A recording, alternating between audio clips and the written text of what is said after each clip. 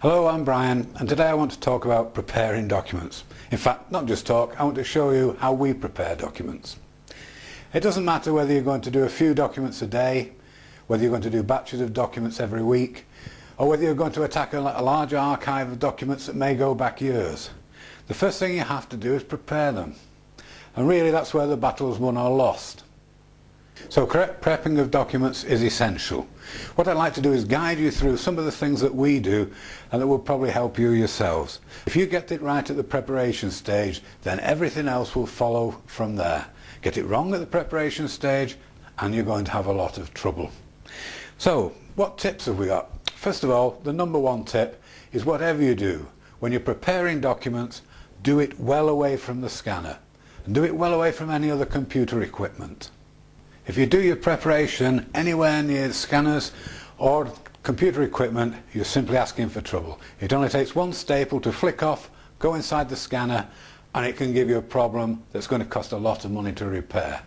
It'll also mean that you won't have your scanner available for a few days, which is going to give you a catch-up job. So just find a piece of room well away from the scanner and do your preparation there. That's what I've done, and that's what I'm going to do now. But before I do that, if you'd like to look over my shoulder, we'll take a little look at the equipment that we use to prepare documents. This is the first type of stapler. It's quite a simple sort of thing, and the way it works is that you simply get your document, you push the staple into there and out, and it removes the staple. Your staple then stays up here on the actual staple remover. It's quite good, but where you get very strong staples, thick batches of documents, it's not really very effective. Here's a different one, the very common one, this one. That one you just push under, and you can get it to go under, and it takes the staple off, leaving the staple actually on the staple remover itself. Again, quite good for lightweight batches.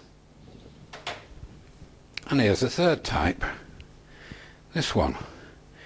This has one great advantage actually, that you can put your finger through there, so while you're working on documents you can still keep hold of the destapler. And that one works simply by pushing in, pressing and pulling, but it only works with very lightweight staples and it's not really as easy to use as it might possibly look. The most popular staple remover without any shadow of a doubt is the Vampire destapler, and this is the Vampire destapler. See why it's named the Vampire destapler. And that simply works by being placed into the staple, press, and out comes the staple.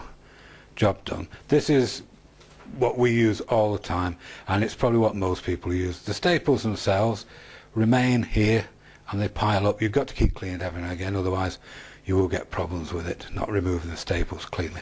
But this is very quick to use, very simple, very low cost, and without a doubt the one that most people tend to use.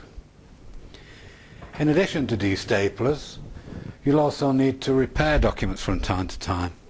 And what we use is sellotape, particularly this type of Scotch tape.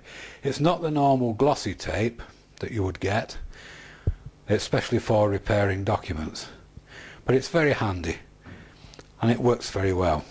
The next most important item is this one, a tub of Sort Quick.